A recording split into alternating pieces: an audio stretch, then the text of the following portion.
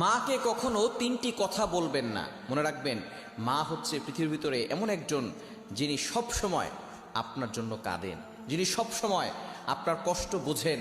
ওই মায়ের সাথে কখনো খারাপ ব্যবহার করবেন না। মা সবচেয়ে বেশি কষ্ট সহ্য করেছেন।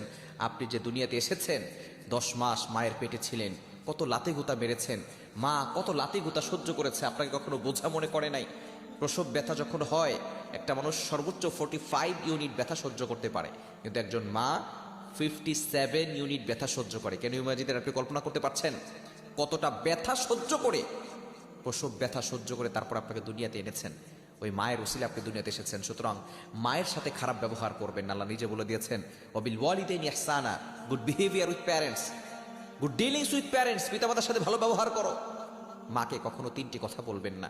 নাম্বার 1, 1 নাম্বার হচ্ছে, মা যদি কোনো কিছু বলে আপনি বলবেন না তুমি কিছুই জানো না। যেই মা আপনাকে শিক্ষা